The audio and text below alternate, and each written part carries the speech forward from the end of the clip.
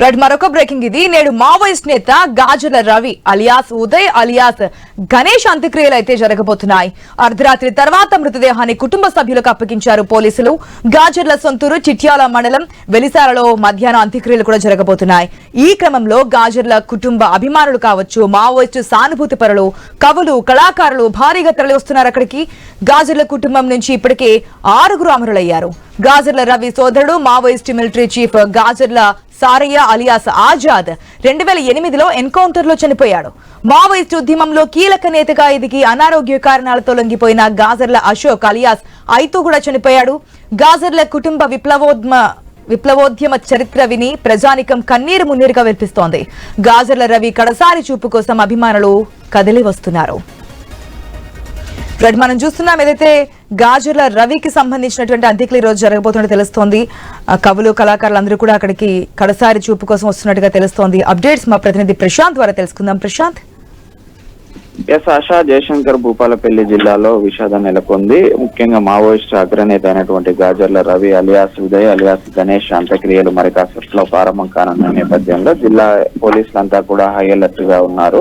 ముఖ్యంగా ఈ యొక్క గాజర్ల రవి అంత్యక్రియలకు కవులు, కళాకారులతో పాటు మావోయిస్టు, నక్సలైట్, కమ్యూనిస్టు సానుభూతి పరులంతా కూడా పాల్గొనడానికి గాజర్ల రవి సొంత ఊరైనటువంటి చిట్యాల మండలం వెలిశాల గ్రామానికి ఒక్కొక్కరుగా చేరుకుంటున్నారు. అర్ధరాత్రి తర్వాత మృతదేహాన్ని వారి కుటుంబ సభ్యులకు అప్పగించడంతో ఇప్పటికే మృతదేహం స్వగ్రామమైన వెలిశాలకు చేరుకుంది. ఈ నేపథ్యంలో సానుభూతి పరులంతా కూడా వారి కుటుంబ సభ్యులు, బంధువులతో పాటు మావోయిస్టు, నక్సలైట్ భావజాల సానుభూతి పరులంతా కూడా ఆ గ్రామానికి చేరుకొని వారి అంత్యక్రియల్లో పాల్గొనడానికి సన్నద్ధమవుతున్నారు. మరి కాసేపట్లో అంత్యక్రియల ప్రక్రియ కూడా వాళ్ళ గ్రామ ఆచార ప్రకారం నిర్వహించడానికి అక్కడ వాళ్ళ బంధువులు కూడా కుటుంబ సభ్యులు ఏర్పాట్లు చేస్తున్నారు. అయితే ఇదే కుటుంబంలో ఇప్పటికే 2 మరణించారు. మరో గాజర్ల అశోక్ సంబంధించిన వ్యక్తి ఇప్పటికే అటు అనారోగ్యంతో లొంగిపోయి ఇటు జనజీవన స్రవంతిలో ఉన్నాడు. మరోవైపు అటు కేంద్ర బలగాలు ఆపరేషన్ తగార్ పేరుతో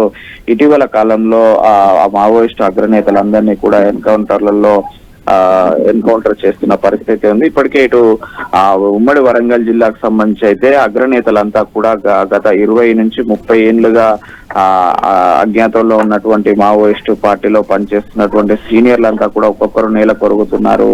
ఈ నేపథ్యంలో గాజర్ల రవి కూడా 25 ఏళ్లకు పైగా తన యొక్క ప్రస్థానం మావోయిస్టు ఆ పార్టీలో కొనసాగింది. మొత్తానికైతే ఎట్టకేలకు 4 రోజుల క్రితం ఆయన ఎన్కౌంటర్ లో మృతి చెందడంతో అతని యొక్క ప్రస్థానం కూడా ముగిసింది. ఆశ ఇంకా ఇప్పటికే అటు కేశవరావుతో పాటు అనేక మంది అగ్రనేతలు తెలంగాణ నుంచి, ముఖ్యంగా ఉమ్మడి వరంగల్ జిల్లా నుంచి అత్యున్నత స్థాయి ఉన్నత చదువులు చదివి ఈ మావోయిస్టు పార్టీకి సానుభూతి పరులుగా మారి 20 నుంచి 30 ఏళ్లకు పైగా ఇప్పటికే ఇటు మావోయిస్టు పార్టీలో పనిచేస్తున్న వారు ఇటు నేల కొరుగుతున్నారు ఒక్కొక్కరుగా. అందులో ఈ గాజర్ల రవి కూడా ముఖ్యుడు.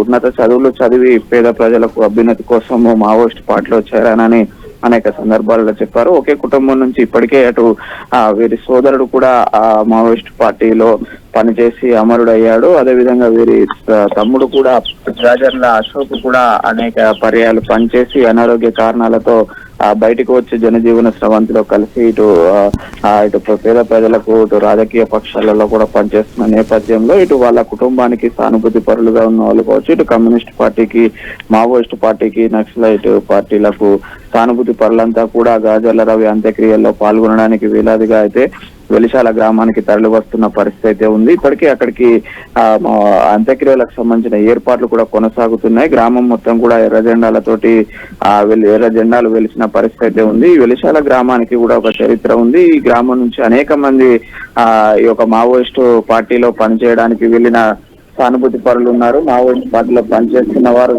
కూడా ఉన్న నేపథ్యంలో ఆ గ్రామంలో కూడా అనేక కుటుంబాలు ఈ అంత్యక్రియల్లో పాల్గొనే అవకాశం ఉంది ఆశ. ముఖ్యంగా భూపాలపల్లి జయశంకర్ జిల్లాలకు సంబంధించినటువంటి పోలీసు అయితే ఈ అంత్యక్రియలలో పహారా కాస్తున్నారు. ఎందుకంటే ఎవరెవరు వస్తున్నారు ఏంటి అనేది కూడా ఇటు పోలీసులు కూడా భారీ స్థాయిలో బందోబస్తు ఏర్పాటు చేసే అవకాశం ఉంది.